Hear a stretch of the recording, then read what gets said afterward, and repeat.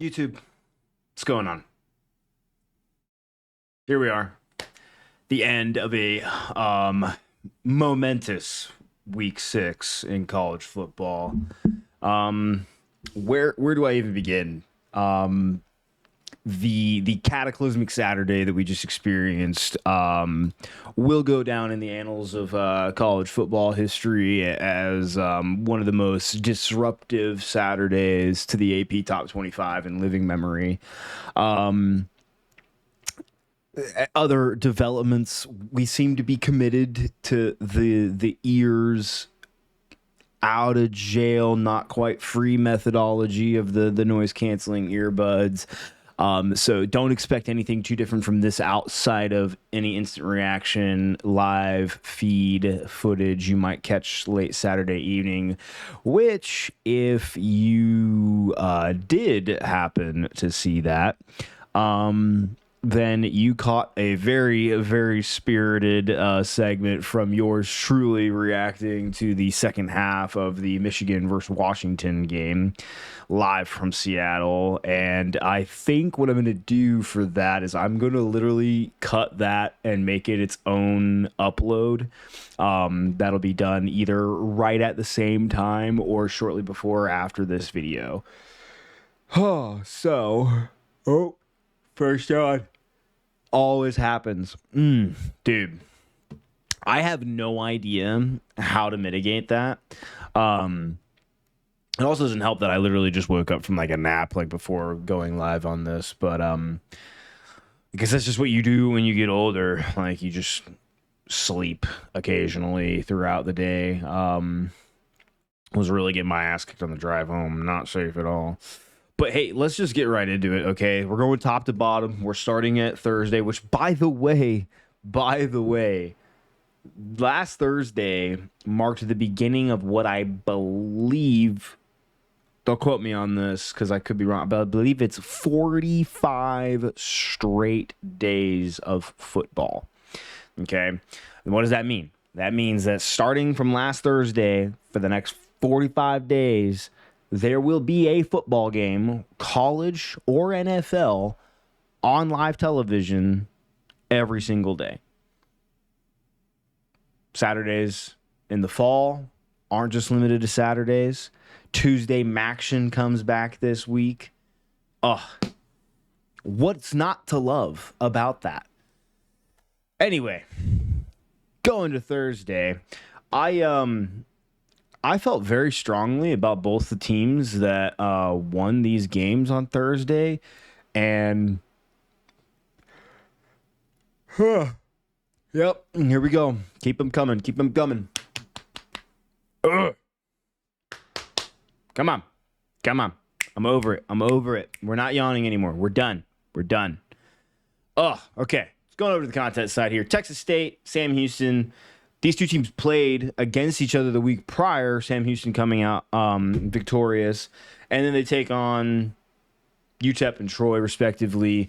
And they both handle business. Almost the exact same score for both games, not too far apart. The results never in doubt, right? They handled it in the lines of scrimmage from start to finish. Texas State was absolutely dotting up the scoreboard with their litany of playmakers that they have.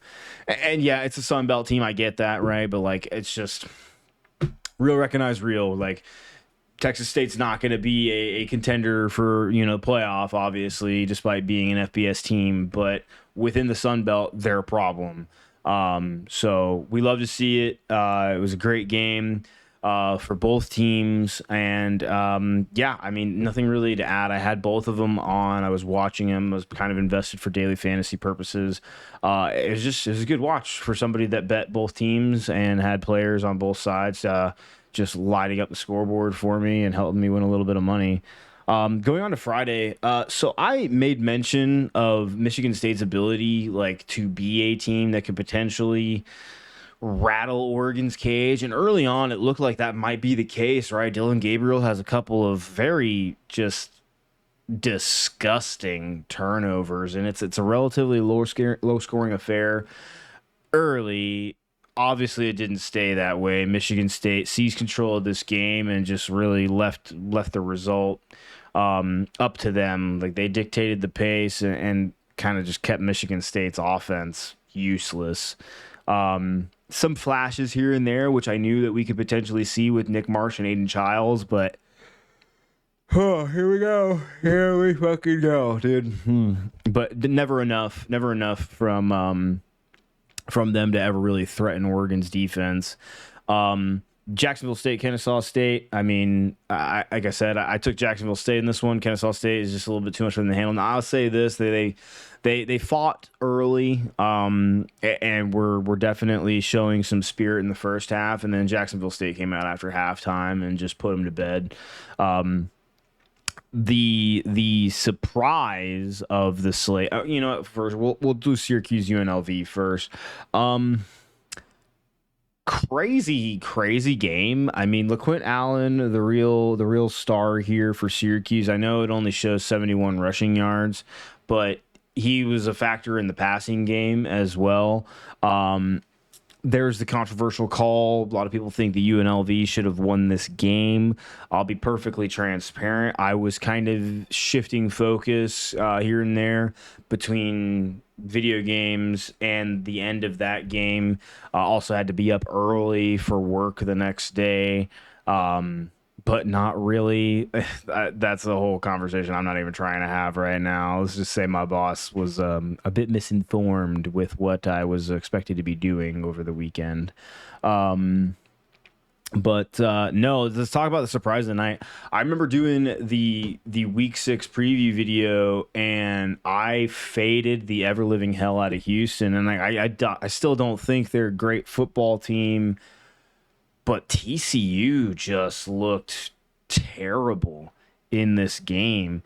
Like I don't think too terribly highly of TCU. Like if my preview video gave that impression, then that's my fault. Like TCU is a team, and I believe that the phrase or what I said was TCU is a team that can score, but can also be scored upon. So the question is how much is Houston going to score? Well, Houston answered that question, okay, to the tune of 30 points. The problem is that Houston's defense stepped up in a big way, whereas I had sort of perceived their defensive effort up until this point as being a reflection of the quality of opponent or lack thereof that they had faced so far. And maybe their defense is just actually sufficient to pull off a result like this from time to time, if not every weekend. And TCU just wasn't ready for it. TCU did not have a counterpunch really available. I'll say this, like the score line, like that's an 11-point win. So 2 possessions for Houston and not quite a full 2 possessions, right? A 14-point spread, but the game was never in doubt. Like Houston seized control early and made sure that TCU was a non-factor in this game.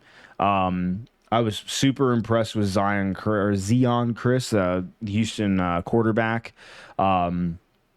He just kind of put the team on his shoulders and really just went after TCU's defense. So yeah, no, crazy. Props to Houston. I made a comment during the preview video that Willie Fritz, first-year head coach, was going to probably do as much as he could this season to run damage control in preparation for more rebuilding down the road. Kind of keep the best components of the team together this year, and then through recruiting and portal and whatnot, build towards something that's going to resemble a bit more of a Willie Fritz team in year 2. I just didn't think the damage control game was going to be this one. I really just thought TCU was going to have this one locked up, and I was very wrong. So, hey, like I said last week, I give my roses just as much as I give my criticism, and Houston definitely deserves a big old bouquet of roses with some thorns left in my ass on the way. So, yeah, good job, Willie Fritz and the Houston Cougars. So we're moving into Saturday, right? And it's right there up top. There's no point trying to get around it. Alabama, number 1 team in the country, goes on the road to Nashville and loses to the Vanderbilt Commodores 40-35. There's not much more that I can say about this game that probably hasn't been said ad nauseum on national media broadcasts and a litany of podcasts out there that are way more high profile than my own. But I'll say this, right? I was texting with some friends early on, and Vandy was up by 2 possessions, and they were kind of like, "Oh, Vandy, like what's going on here?" And I'm not exactly an SEC homer, but I can give credit where credit's due. And I'm just like, guys, it's the first quarter. Like, this game is far from over. We watched Georgia come back from way worse against this Bama team last weekend. Like, let's wait until this game is a little bit further along before we start kind of drawing conclusions or, just making wild assumptions about what may or may not be happening. And then it was about halfway through the third quarter when I just kind of made a comment. I was like, so Vandy, all right, noted. Like, this is that was when the game, like, in my eyes, I was watching it and I was like, oh fuck, they can win this. Like, Bama's just getting manhandled in the trenches, and they don't have an answer for this offense. And I remember talking to a couple friends about what I personally perceived from this Bama defense as being the key issue, and it's when you run that option offense that Vanderbilt has. It's not something that a lot of teams are exposed to, and it's also really hard to replicate with your practice squad, right?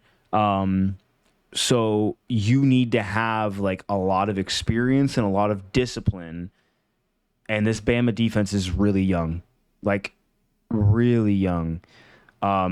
Brand new defensive coordinators too. So any bits of continuity that you had from last year with Saban, well, it's still somewhat irrelevant now because they're running a different scheme now.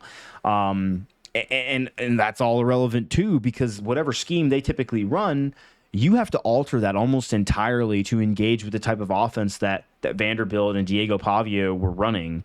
And I was like, look, like everybody that's fading the Bama defense for this, like this wasn't out of the realm of possibility. Like Bama has left points on the board for other teams, or should I say some of Bama's opponents have left points on the board in previous weeks just because they didn't have the quarterback play necessary to take advantage of the faults in Bama's secondary.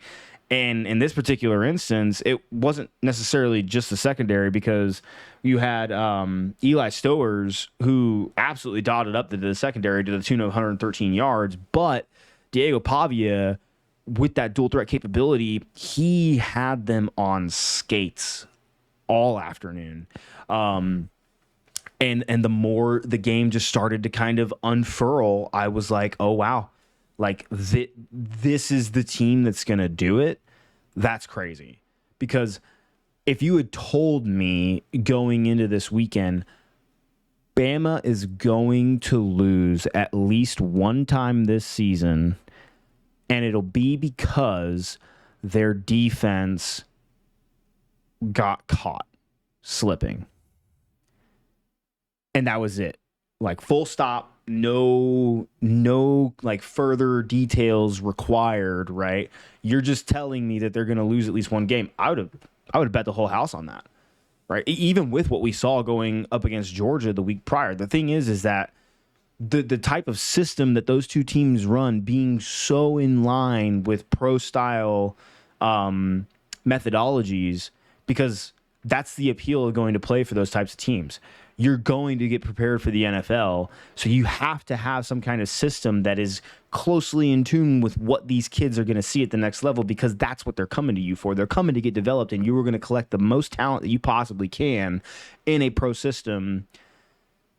So when you meet up against another team like that, like we did see last weekend, it's basically just who's got the better athletes. And Bama had the better athletes on the field against Georgia.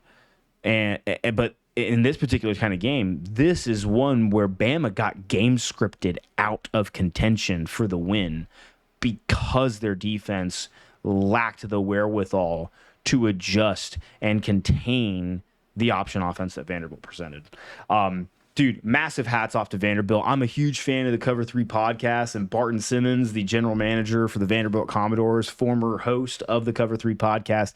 If you don't like my content, but you've made it this far and you're about to click exit, if you're going to go click on something else, please go like and subscribe to Cover 3 podcast, because their late night reaction podcast was probably the best reaction podcast I think I've seen from them so far in terms of just overall entertainment value. But let's just say there was a guest appearance from Barton, and who he had been celebrating the win rather spiritedly. It was great content. Love those guys to death. Love the work that they put out, even though we're in constant, quarrel about their feelings about my team, which we will get to here in a second. But yeah, no, that was great stuff. Moving on to the next one, though. Ohio State hosting Iowa. I have some strongly worded thoughts about the Iowa Hawkeyes. Okay. Now, what are those thoughts? This team gets a lot of roses from people.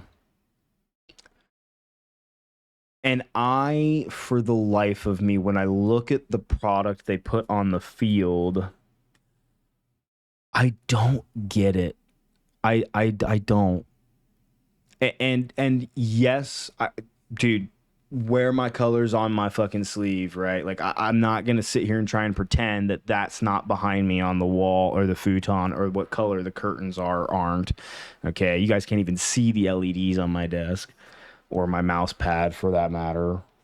Yeah, I might be a little biased in some areas, but I'll cut to the chase.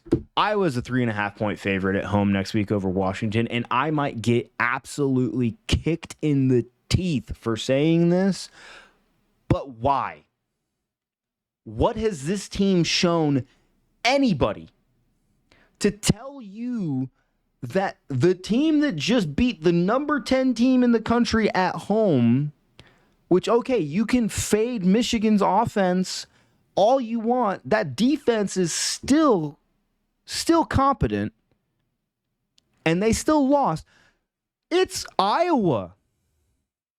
Ohio State is on cruise control because their actual season starts this coming weekend when they go to Eugene and play Oregon on the road. Okay? They were sleepwalking through the first, 5-6 games of their season. And Iowa was no different, but Iowa's going to be looked at as like, they scored on Ohio State. That means something. It doesn't mean shit, okay? It means nothing until they prove to me that they can beat a team with a pulse. And furthermore, while I enjoy the Cinderella story developing in Ames with regard to the Cyclones, Iowa State's offense is not, and I repeat, not something that I look at to be like, that's a great football team, man. They beat Iowa on the road. Man, they can be a good football team, but Iowa can still have incompetent offense. I said during the preview video that I liked the looks their offense was giving defense to enable the run game in a better fashion than what they had last year. But guess what? They still only have the fucking run game. The passing game's not there. And we talked about during the Michigan game this past weekend against Washington, Michigan doesn't have the receivers. They don't have the downfield threat to force Washington's defense to overly commit to the passing game. It doesn't mean that they won't get completions, because they did. It just means that their offense isn't going to be multiple enough to force Washington out of the looks necessary to create separation and enable the real strength of their offense, which is the run game. Now, everything that I just said, which, by the way, I'm not just like, that's not me coming up with it. Okay, I have heard pundit after expert, after pro, after fucking Hall of Famers say the same things. I heard them all say the same things about Michigan. Explain to me why Iowa is any better than Michigan. I'll wait. I don't get it. I don't understand this game we're playing. Here's the thing. You want to tell me why Washington's going to lose this game? I'll tell you right now, Washington will lose this game because they're on the road. They'll commit penalties and make mistakes. They'll beat themselves. But Iowa is not the fucking football team that is going to beat this team. Okay? Full stop. I'm sorry. I just have to get this rant out of the way. I'm tired of this. The being a road dog against Indiana, who is absolutely eviscerating opponents with Kurt Cignetti's offense, just bloodthirsty as all get up. Dude, totally respect it. Totally get it.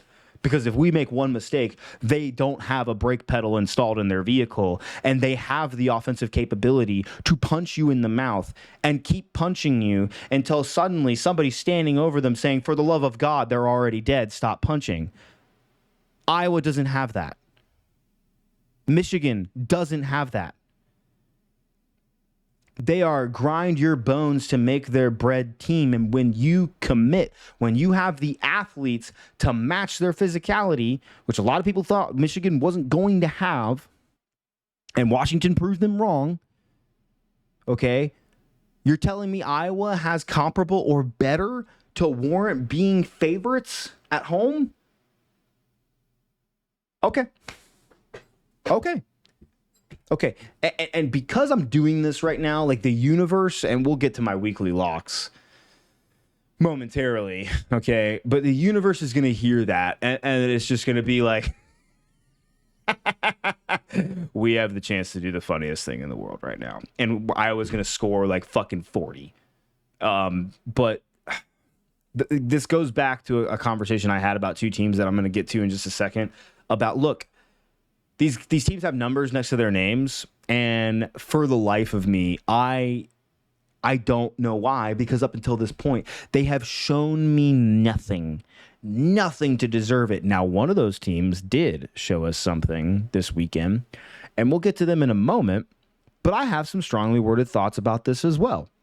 So, Ohio State absolutely decimates Iowa. I'll be quite frank.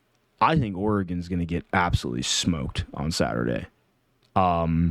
They have shown a propensity to make mistakes. I think Ohio State might have the best defense in the country.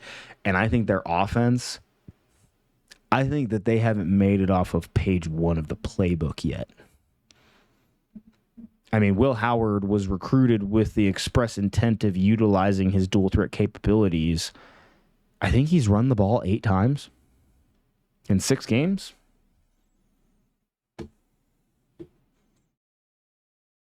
I don't think we know what that team is capable of yet. Now, a team that I sold stock in, and I shouldn't have. I was a week early. Arkansas beats the 4th-ranked Tennessee Volunteers at home. Years have gone by where Arkansas has looked downright suspicious, if not just flat out incompetent in most games that they play. But they've always retained the ability to play a good team close unexpectedly and occasionally beat a team that is better than them most weeks. Now, what they haven't done is what they did Saturday. Okay? That defense, like, it was chef's kiss. Exactly what you wanted to see from a team that needed to contain that veer and shoot deadly offense that Tennessee puts out with the weapons that they have too. And then the fact that Taylon Green comes out, it gets hurt, by the way, late in the game. They bring in their backup, and they're still able to bring it home. I faded Arkansas too quick. This is a good football team, okay? They played Texas A&M close last week and ended up coming up short in that game. The Oklahoma State game is just looking more and more ugly by the day because that team is... It's not even on life support anymore. It's in the mortuary. Anyway, we'll talk about the Cowboys here in a little bit. But no, this was a game that I did not have as many eyes on as I should have because my game, the Washington game, was happening simultaneously. Um, no, just props to Arkansas for being able to hold on and to also be the first team to really make Nico look human. I was very impressed with the way that they made they made a freshman quarterback look like a freshman, right? I understand he's a redshirt freshman, but yeah, no, I'm pretty sure he's a redshirt freshman because he redshirted with Hendon Hooker there. Or no, he redshirted with I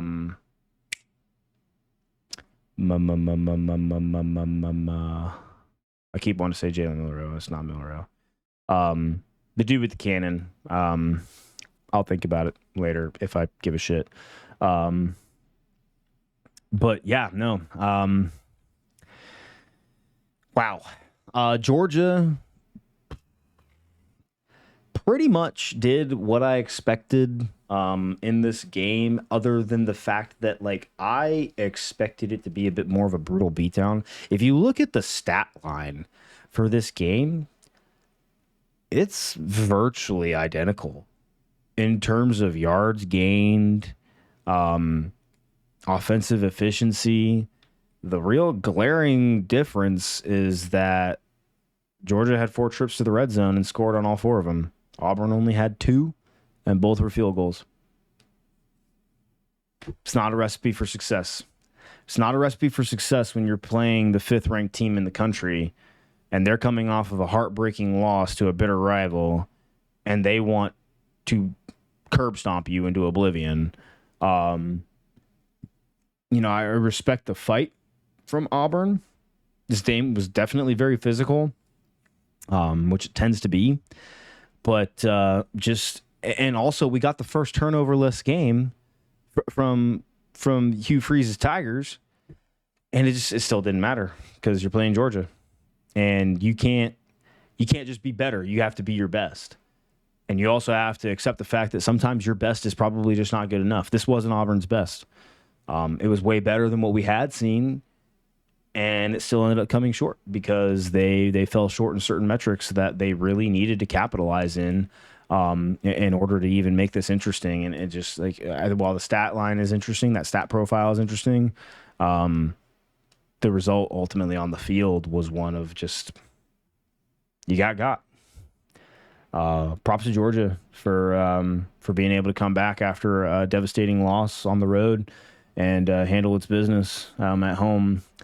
Penn State, UCLA. This first quarter was like, I just remember like sitting here and I had it in the top right. It was in the little 4-screen split. And I'm just looking at it periodically like, what are they doing? Do I need to like main screen this? Because like UCLA might have that dog in them. And then you realize Penn State was just kind of like, we have USC on the road next week. UCLA's barely got a pulse. Do we have to try? And then UCLA actually put up a fight in the first quarter, and Penn State's like, okay, I suppose. And then they literally just did what they gave enough extra effort to make this game not close. Tyler Warren had another fantastic day. I think a storyline to keep an eye on here is that Nick Singleton didn't play at running back, and they've very much so been like a run by committee type offense, even getting Tyler Warren involved in the run game, even the Wildcat, right? So the 3-headed hydra of Nick Singleton, Katron Allen, and Tyler Warren in the backfield with Drew Aller has been rather formidable, and in his absence, Katron Allen leads the team with 78 yards rushing, which if you look at what UCLA has given up on the ground so far this year, I would have expected more from a higher profile back like Katron, because Singleton's clearly the starter, but Katron Allen's pretty damn good. We've seen him, with the ability in big spots to play big boy football. And Yeah, no, I wonder if that was more due to the fact that they were just trying to get out with a win and not really show too much and keep it simple, stupid, essentially. I don't know. That'll be interesting. I'm really interested in this game that they've got on the road against USC next week, especially with USC coming off of a loss, which again we're about to get into. Let's talk about easily the most controversial game of the week. And that's Miami on the road at Cal. Game days in Berkeley.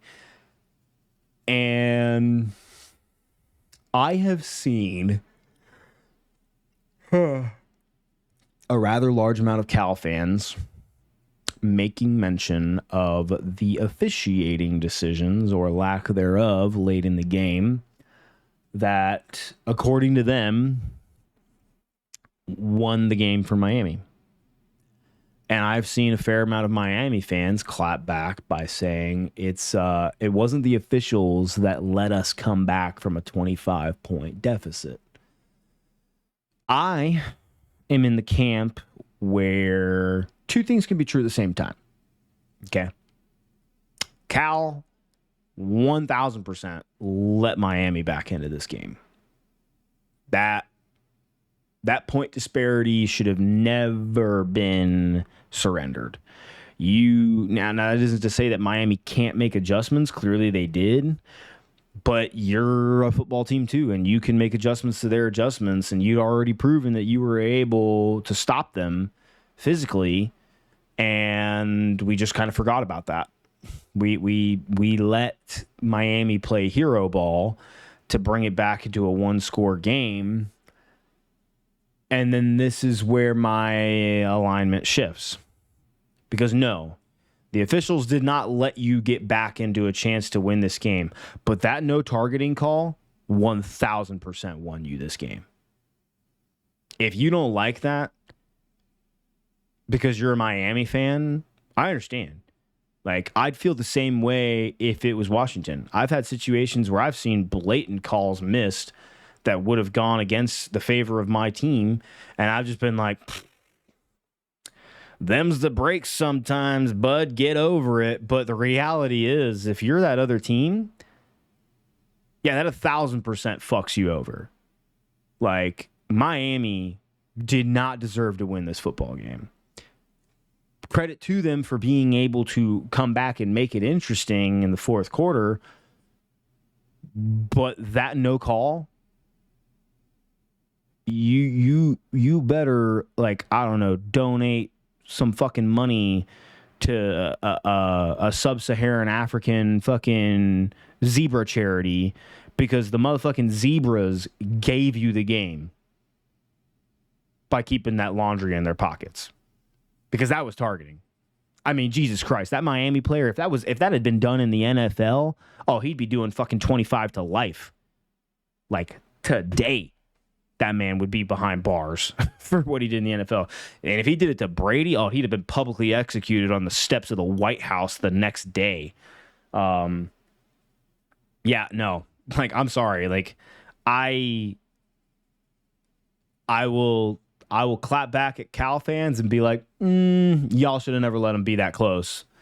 But I'm also going to look at Miami fans and be like, yeah, y'all came back. Good job. The ref still fucking gave you the game. So, cope either way, whichever side you root for. But that ending was absolute horseshit. And that's now twice that Miami's had a very suspect ending to a game that could have gone the other way in favor of the other team, and they're still undefeated and, you know, the betting favorite for the ACC. It might actually be Clemson now. I might have that wrong. But anywho, let's go on to a game that I have some thoughts. I made some rather disparaging comments about both of these teams going into the weekend. And I even concluded at the end of that segment that we did on this game by stating that Missouri fans are probably going to think that I hate their team, and that couldn't have been farther from the truth. I just simply was tired of them being ranked as a top 10 team when they hadn't done anything to show me that they deserved it. Like, I agree that you have every ability to, at least on paper. I look at the personnel that you have on your roster and what you returned from last year, and I'm like, yeah, no, like, totally, that's possible, right? And then you realize that onions have layers, right? And no, I'm not implying that Missouri is an ogre. Shrek reference. But what I am implying is that once you peel back a certain number of layers on what actually occurred last season, the picture gets a little bit muddy. How many close games did Missouri win last year? Quite a few. Quite a few one-possession games that they ended up bounce a ball securing, essentially, right? And here's the thing. I'm a Washington fan. My team did the same exact thing and played for a national championship. It's totally plausible, right? That it could have been a different result for both teams. Okay. Does that mean that they're not good? No. Does it mean that they're great? Also no. Like, it means that what happened, right? And also a lot of people lauding the bowl performance against Ohio State. Meanwhile, Ohio State, missing a majority of its key components on offense. And people are like, why can't they score? Missouri must be that much better. It's just like, no, I just think that when you have a true freshman quarterback starting, because your actual starter entered the transfer portal and your backup got injured like 2 series into the game, it's going to be really hard to establish any kind of consistency while he's literally learning on the job. And oh, by the way, some of your best weapons opted out of the bowl game. So crazy how that works. Let's go to the Texas A&M side of this. I said, and I quote, that Texas A&M was ass. Okay? And I see that score. I know what happens Saturday. I watched this game from kickoff to fucking triple zeros. You don't have to tell me what Texas A&M looked like on Saturday. You don't have to tell me what Texas A&M did. What you have to tell me was where at any point in the season prior to Saturday did Texas show you any fucking thing that told you that that result was possible. I'll wait. Kind of like with the Iowa argument. I'll fucking wait, dude. Because, for one, while their defense had shown flashes, not enough consistency for me to be like, Missouri could be the first competent offense they've faced all season, and it'll be interesting to see how they handle that, right? And again, this is also coming off of me prematurely fading Arkansas, and if I had stuck to my guns on that one, I would look a lot smarter right now because like Arkansas has a great offense. Tennessee's defense is just pretty damn good, by the way, if anybody wants to argue the fact that they only put up 19 points. Tennessee might have the second best defense in the country for my money. But, no. So, if we are fading Arkansas like I was, I'm looking at Missouri and I'm like, okay, I see the weapons that they have available. I see the talent that they have returning. I see what they've done so far against inferior competition. Can that translate against a Texas A&M defense that really hasn't had to prove anything yet? Truth is that they did have to prove something. They proved it last weekend, on defense at least. The offense was just kind of like, Marcel Green was okay. Like, he was serviceable. But there was this kind of influx status of, was Connor Wigman going to be starting or not? And quite frankly, like, if you had told me definitively going into the weekend that Connor Wigman was going to be the starter, I would have probably locked this up as a best bet in favor of Missouri, because Connor Wigman has shown nothing up until this point to tell me that he was capable of doing the things that he did on Saturday. Now, here's the thing. Here's the duality of the situation. The reason for that is that Connor Wigman has not played a whole lot of college football due to injury. And the little bit that he has played has been rather underwhelming pursuant to expectations levied upon him as a recruit coming out of high school. All right, he was a former 5-star kid that was supposed to be an all-world get for Texas A&M under Jimbo Fisher when he recruited him, and we just never got it. But while he hasn't played a lot of football, So, like, we don't actually know what this kid's capable of. I got caught up rather flippantly assuming that the book was essentially written, because it has been years with no results with this kid under center. But when you actually piece together, okay, well, what is the meat and potatoes of the sandwich of those years, right? It's like I think he doesn't even eclipse 20 games started. It might even be closer to 15. Like, it's not a lot. That's like a one season, essentially, split up over multiple seasons of playing time that this kid has had. He hasn't had time to develop in a system, or not necessarily develop in a system. He hasn't had time to get comfortable in a system because he's just been bench riding. He's been picking splinters out of his ass, right? So, hey, look, I say I give my roses and my criticism equally. Texas A&M showed me something Saturday. I put that challenge on Missouri because I thought they were the team more likely to answer when the bell got rung. And I was wrong. Texas A&M showed up in a big way. I'm going to be interested to see what they do moving forward with this momentum because they only have one conference, or no, they're undefeated in SEC play, are they not?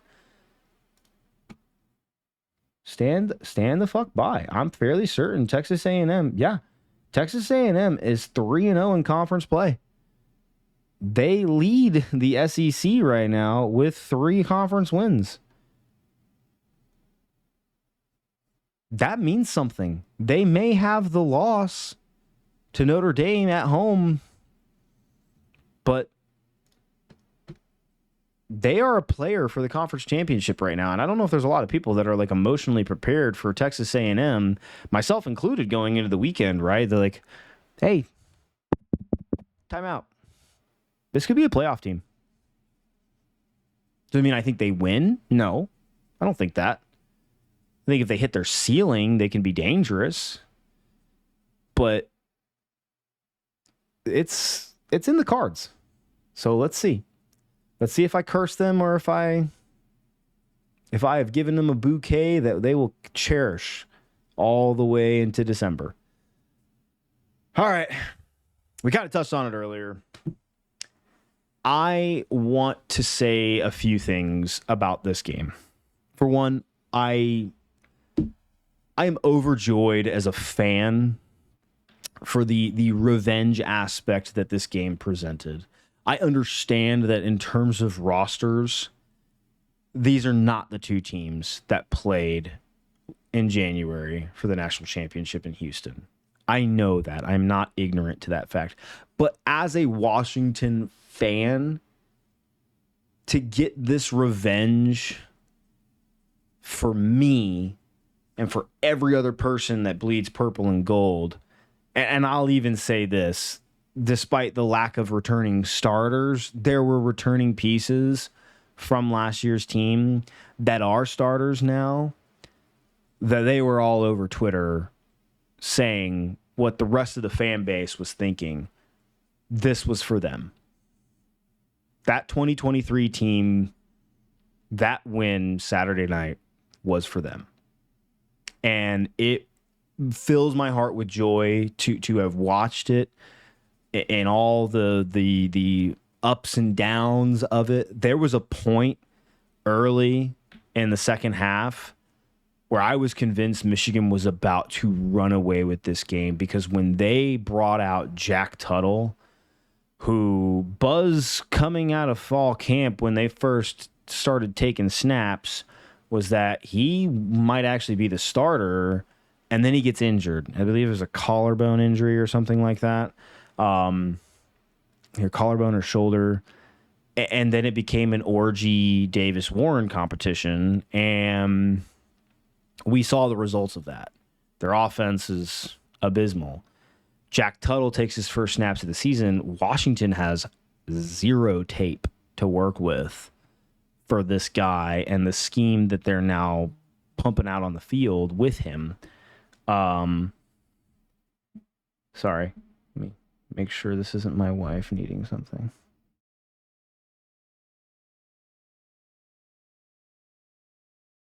Fuck off.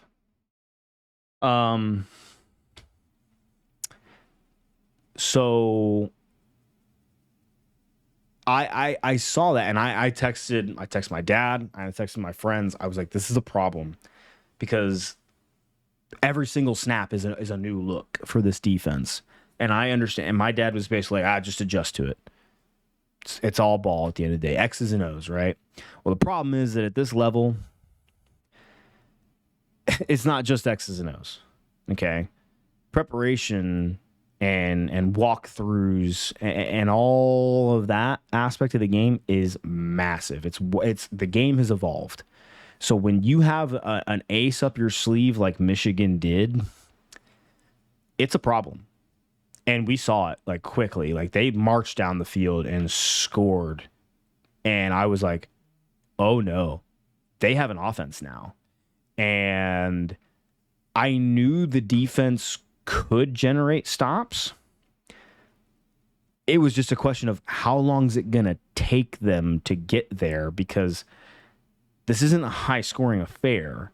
If we let them score unanswered points, we got to be ready to do something about that. Like, there has to be some kind of a quick adjustment. And then what was the adjustment? Completely shut them out in the fourth quarter. And the defense finally got there. I'm glad they did, because it could have been a very different result, but it showed resilience at a level that I was beginning to question, because this team had sort of lacked discipline in its 2 losses of the season. And it's like, okay, you're doing really good beating up on the cupcakes in your schedule. You've also done a really bad job beating other teams that, quite frankly, aren't that fantastic. Okay. So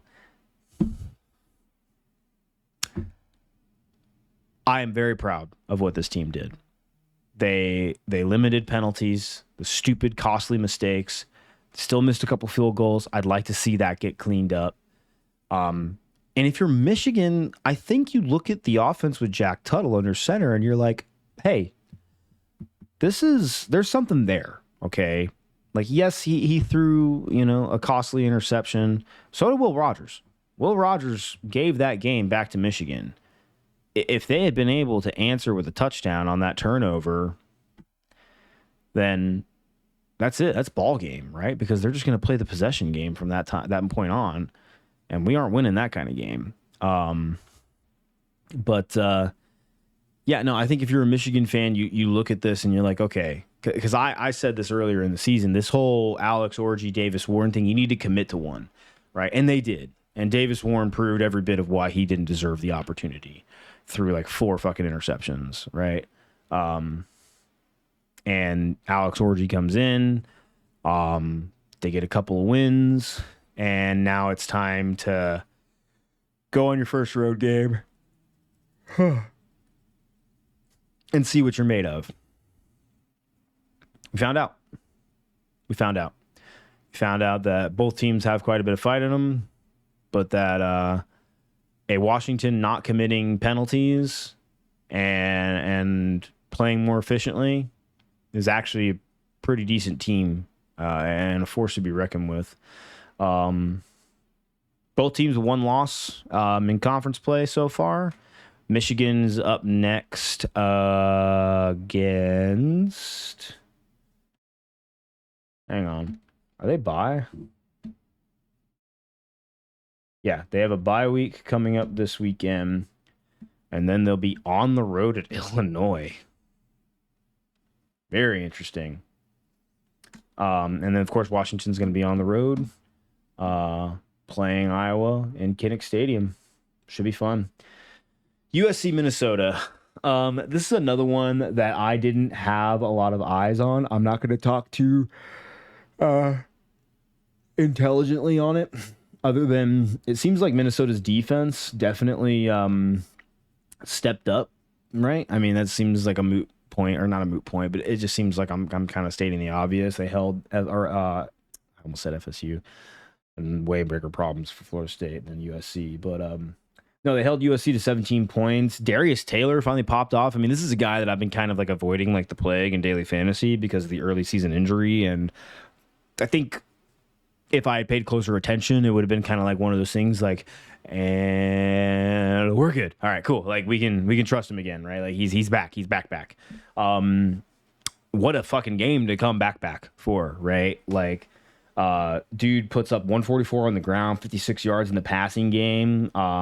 Again, like looking at the scoreline, very similar to the Michigan Washington game. Like neither offense doing a ton, but one offense doing more than the other, doing enough to get the win, and defense showing up in a big way and limiting possessions. Love to see it. Good for PJ Fleck in Minnesota. I do want to go back and see what the whole drama on the sideline thing was. There was like a fourth and goal call that was almost overturned or something like that. Not really sure what happened. I just remember glancing up at one point. I saw PJ Fleck like screaming in the ref's face, like thought he was going to get ejected from the game, like was about to put hands on this man. So I got to get more well versed in that. Ole Miss, South Carolina. So this is my first L of the week. All right, my weekly locks. I admittedly, I had this as my like coin toss game. Like I was like, I'm gonna stick to the same script, right? My weekly locks are gonna be a game that I feel pretty confident in, a game that I think could go either way, and a game where I have no fucking clue what's gonna happen. I thought Ole Miss hadn't been tested enough yet. South Carolina has a pretty good defense. South Carolina might have one of the better defenses in the conference. But Ole Miss just proved to be too much. Now, I'm going to say something. Ole Miss fans, you can get mad at me all you want. But I'm going to say this right here, right now. 15 times. I'm going to say it one more time. 15 times regulation was stopped for an injury timeout for a defensive player on Ole Miss going down immediately following an explosive player first down by South Carolina. Completely derailing any opportunity that team ever would have had to establish any tempo or maintain momentum. I'm not a big name person in media, probably never will be. I just do this because I think it's fun and I enjoy talking football. So I'm not exactly beholden by the same rules in terms of being proper or tongue-in-cheek, or not saying the quiet part out loud. That's some bitch shit. I get it. The rules are the rules. You know damn well what Lane Kiffin and that team was doing on Saturday to Shane Beamer and the Gamecocks. That is some punk bitch shit. And you can tell him I said it. Punk bitch shit. And for that, I'm not giving you any more oxygen from my lungs. Next time I talk about Ole Miss, it'll be because they've done something worth talking about that didn't involve punk bitch shit like that. Next game. Won this lock. Clemson over FSU. I was proud of what I saw from Brock Glenn. He looked fired up. He looked ready to come out and take advantage of the opportunity afforded to him by DJ Uyunglele's injury. It just wasn't enough. Clemson's a good football team. Got body bagged by Georgia. I've talked about this before. Other people have said it as well. Clemson's offense just didn't look like they believed that they could compete against Georgia in week one. And then they start playing some worse competition, and they're able to kind of realize and see their scheme take shape and notice like, whoa, we can do this.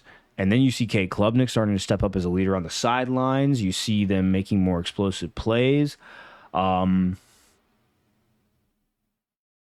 For my money, If they play Miami tomorrow in a neutral field, I'm taking Clemson and whatever points are laid. Like, I think that's a better football team. I think their defense is elite. I think that their offense is starting to finally show a semblance of dominance necessary to compete at the highest level of that conference, if not maybe the sport. And I'm really interested to see where this team goes long term in the season. I mean, I think it's ACC championship played in Charlotte, I believe. I believe it's Charlotte all the way there. We'll see. But yeah, no, really liked what I saw from there. Did not have eyes on Iowa State, Baylor. Did not have eyes on Boise State, Utah State, SMU, Louisville. Okay, I would have taken Louisville in this game, and I think I mentioned it in my preview episode that I liked Louisville in this game. The score does not indicate like how dominant SMU was early on. Louisville came back to make this interesting. This was my early 11 a.m. segment game of the slate, right? Like that time slate. This was the game of that slate. Very, very thoroughly entertaining football game. Louisville with a chance to win late, and I believe it was an interception that ended up, sealing their fate. Props to SMU. I don't know if anybody's aware of this or if they've, had a conversation with their loved one about a world where SMU is an ACC title contender. But SMU's an ACC title contender, all right? Because all it takes is Clemson or Miami to slip up once, and they've got a foot in the door. So keep a close eye on the Mustangs, because ever since they switched to Jennings at quarterback, they've been doing some pretty interesting things, and I am interested to see what else they continue to develop upon there. We already kind of touched on Indiana. I mean, Northwestern. I mean, props on Northwestern for scoring 24 points. I didn't really watch this game because I just didn't really think there was a need to. I just kind of thought Indiana was going to roll them, and they did. I could probably check the box score. I'm just not going to right now. If I had to assume, Northwestern probably scored late while Indiana was resting its starters. I could be wrong. I know Indiana's defense has been culpable in giving up points. But I want to talk about a game that I did kind of talk about in my preview show and how I wish I had made this one of my locks because I called it. I said, I'm going with Wisconsin because I think Purdue is dead. I made a little bit of an analogy with regards to if I'm triaging patients, Purdue has obvious signs of morbidity while Wisconsin still has a pulse. And my money is going to go on the team that I think still has some fight in them, whereas Purdue looks like it's in shambles. And buddy, Wisconsin delivered in spades.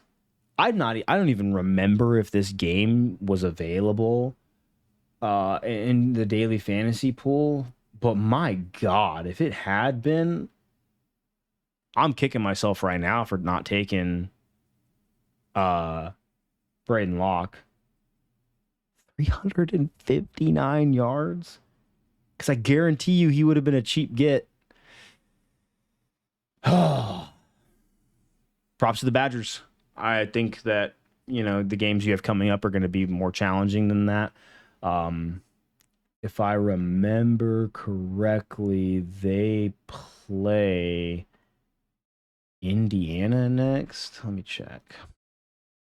Rutgers, Northwestern, Penn State. Yeah, so the Wisconsin-Rutgers game, that's the one I was looking at earlier today where I was like, that could be interesting. All right, so we've gone past the ranked bits. We're kind of talking about games that, I kind of liked at this point if I did watch them. Everybody knows Pittsburgh's undefeated, right? Because they are. Why aren't they rated? Beats the hell out of me. Eli Holstein threw for almost 400 fucking yards. I get North Carolina's not great, but Pittsburgh's undefeated. Talking about teams that have a shot at ACC, title contention. Keep an eye on the Panthers. props to Wake Forest for getting a win. NC State, kept it close. NC State's not a great team. I thought Wake Forest was worse. Apparently not. Apparently NC State's just absolutely fraudulent beyond all comparison. Navy, Army, both continue to roll. Why aren't they ranked? Both undefeated. Reasons, right? Vautech just obliterates Stanford. I didn't get to see this game, but yeah, props on Virginia Tech for never leaving this game in doubt. Like I talked about this one in my preview video of like Stanford is a team that shouldn't really be beating Syracuse on the road, but they did. So like, and Vautech lost to Vanderbilt, and this could be an interesting game. And Vautech was like, no. The only interesting thing about this game was how much we were going to win by. So props to them. Dude, Nebraska, all the excitement surrounding Dylan Raiola and what their offense could be this year with him under center, that has hit a brick wall because their offense in 2 straight weeks now has been bullied. Like, even by Purdue. Like, they were able to come back late, but that was the final blows to seal Purdue's death, time of death, because they basically fought till they had no more fight left, and then Nebraska just kind of coasted to a win. Whereas in this game, Rutgers was like, you ain't all that. You ain't all that, and I can prove it. And they held them to 14 fucking points. I picked Nebraska to win this game. I thought it was going to be way more convincing. I thought Rutgers was going to have a severe letdown spot coming off the emotional win against Washington at home last Friday. And they lost. And it was emotional. But they had a chance throughout this whole game because Nebraska just wasn't getting it done on offense. Yeah. I'm... For a lot of people that thought that Nebraska could be undefeated going into the game against Ohio State later in the season, I'm honestly surprised they don't have more losses at this point. Like, this team is perhaps suffering from a case of shot their wad too early. I don't know. We'll see. Because Rutgers could be a good football team, but I know Purdue isn't. So, what's going on? Speaking of what's going on, why is Oklahoma State the way that it is? Like, this was supposed to be a team that was going to contend for the Big 12 this year. They had like 47 bajillion returning starts on offensive line, the most experienced offensive line returning in the country, with the Doak Walker Award winning. I keep saying this. I've been saying this for 3 straight weeks now. Where the fuck is Oklahoma State? Where is the team that we were promised for 2024? Because this ain't it. Like, West Virginia, like, I watched this game. I wish I hadn't. I was expecting there to be fireworks on both sides. I thought that Oklahoma State was going to be able to basically sling the rock around just as much as Garrett Green and West Virginia were going to do. And I have no idea what happened. No idea. None. I think Oklahoma State was on quit watch going into this game, and I think we got an answer to that question. Dude, double overtime, Oregon State beating Colorado State. Congrats to the Bees, I think. We feeling good about this? I don't know. Somebody's eating some humble pie with regards to why they weren't invited to certain parties or functions. JMU is not undefeated anymore. What did I do? My God. That's what I did. Bam. JMU's not undefeated anymore. UL Monroe might be a good team for Sunbelt. We'll see. And then last but not least, my final pick of the week that I got wrong: Florida 24, UCF 13. I thought this was going to be the final game of the Billy Napier era. I thought that RJ Harvey and UCF were going to be able to run all over Florida. RJ Harvey led the game with 75 rushes to his name. Graham Mertz only throws for 179. But this game, Florida was in control the whole time. I had it up on the screen. I just remember kind of looking up and just being like, all right. Haters are going to say it's because I underestimated Florida. I'm just going to ask you, why the hell would I have overestimated them? Like, what have they shown me to tell me that this UCF team, like, couldn't beat them?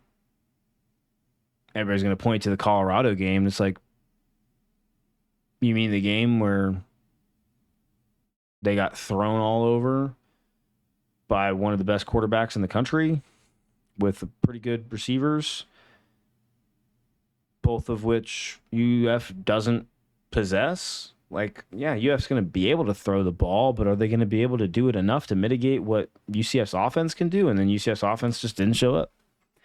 Did not show up. Florida athleted them, which was always in the cards. It's just, for me, I was like, where's the fight going to be on this team? Like, where's the headspace? Is this a team that's actually going to come out motivated to win this? And I think Billy Napier, recognizing what was at stake, like, they had to get this game. They had to, and they did. So props to him, right? And that brings me to the conclusion of today's recap episode. I could talk about Kansas, Arizona State. I could talk about Tech, Arizona. I was kind of playing some video games at that point with some friends and not really paying too much attention to the results of either one. So I don't want to speak flippantly and misread what happened. I will say the Texas Tech Arizona game I had like half of an eye on. And I was surprised, Texas Tech's ability to just kind of, I don't want to say score at will, but anytime Arizona was like putting up a fight, Texas Tech was like, and another one. It was like, we got you. We can do this. We can go back and forth. I can do this all day, right? I mean, props for Arizona being able to come back and make it close, but yeah, Texas Tech also checks math. Yeah, 5-1, not ranked. I'll just say this: if there is a 2-loss team on your AP ballot this far into the season, you're just fucking lazy. There's more deserving teams with less losses out there.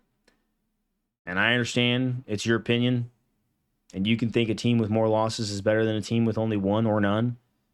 But at the end of the day, as an AP poll voter, the committee is ultimately what's going to put people in the playoff and determine bowl seeding.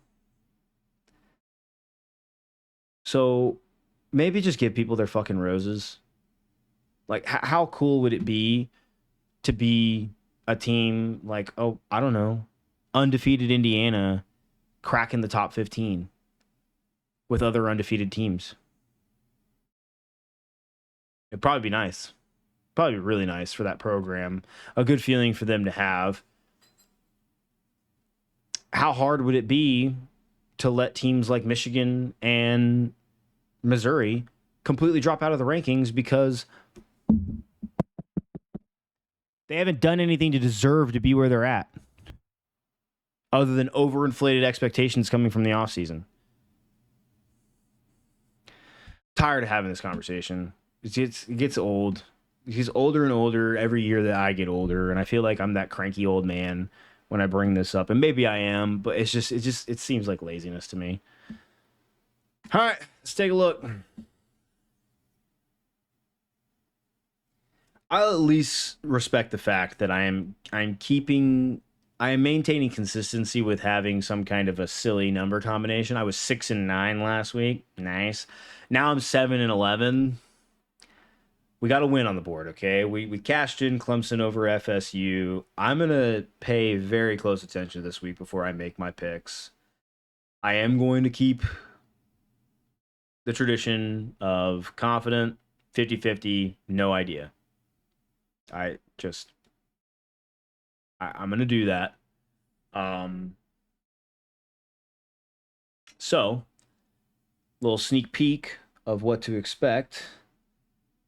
Like I said, Tuesday, and it's not Maction, by the way. That's my mistake. It's Liberty versus FIU playing on Tuesday.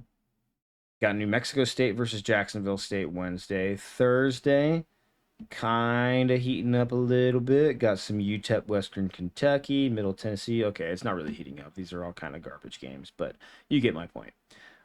Probably taking JMU players in daily fantasy against Coastal. We'll see. Friday, though, Maryland hosting Northwestern. I'm old enough that I keep forgetting sometimes. Some years I just forget Maryland's in the Big Ten and not in the ACC. like, so when I see that, I'm just kind of like, huh, that's an interesting game. He's like, dude, they've been in the Big Ten long enough at this point. It shouldn't be a surprise anymore. The Memphis South Florida game, dude, I remember back in like 2017, this would have been a barn burner game. Like Memphis favored by -7. Love that for them. Utah Arizona State. Is Cam Rising playing? Is he not? No matter what's said by Kyle Whittingham, I don't fucking believe him. Cam Scatabo and Arizona State with Kenny Dillingham. Only a 6-point underdog. At home. Interesting.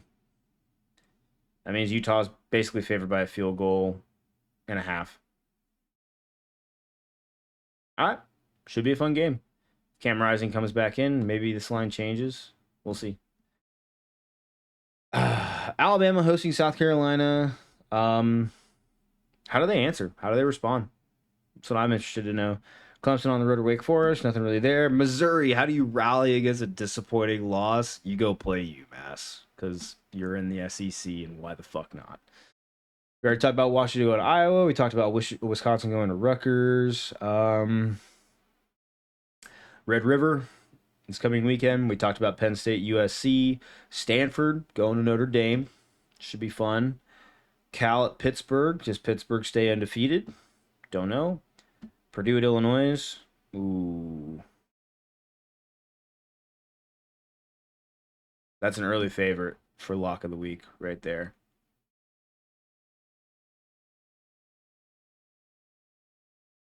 We'll come back to that. Cincinnati at UCF. That should be a fun game. Louisville, Virginia could be a good one as well. Arizona on the road at BYU. BYU keep it rolling. I don't know. Florida, Tennessee. Big rivalry game. Tennessee coming off of the disappointing loss, obviously, to Arkansas. Florida beating UCF in state rival. Crazier things have happened. Crazier things have happened. Wazoo at Fresno. Should be a fun game. Big ones. Ohio State, Oregon. Ole Miss, LSU. Those are going to be fun. Those are going to be fun. Iowa State, West Virginia. Is this the best offense Iowa State's faced all year? Maybe. Maybe. Oh, yeah. This is an interesting spot.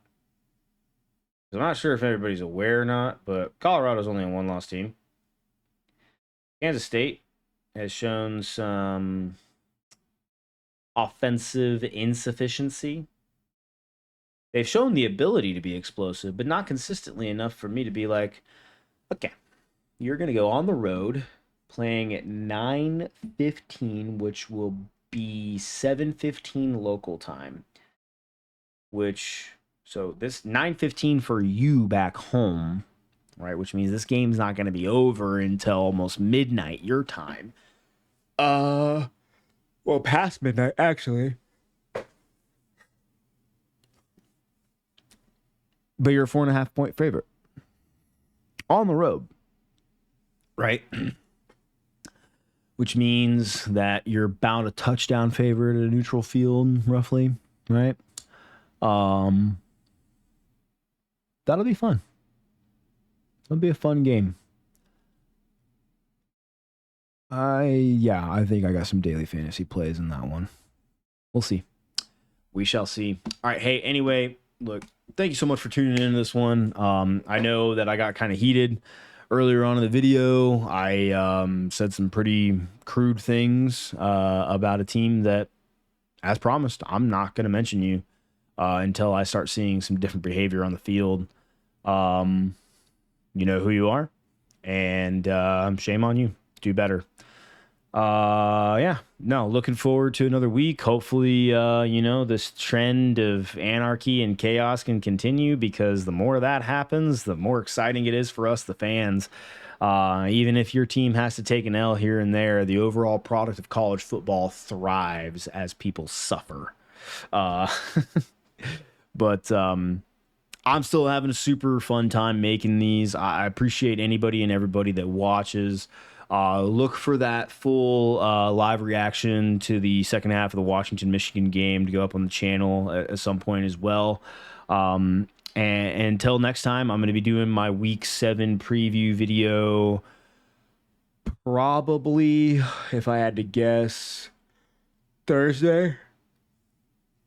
Just because the early week games, I don't necessarily have a vested interest in them or feel strongly enough about them to I guess give them airtime. I'm sorry if that pertains to you. Maybe I'll start looking ahead in the future and kind of taking the first half of the week games in my preview video. That could be interesting. I'll do that maybe. But yeah, hey, till next time, y'all take it easy. Bye.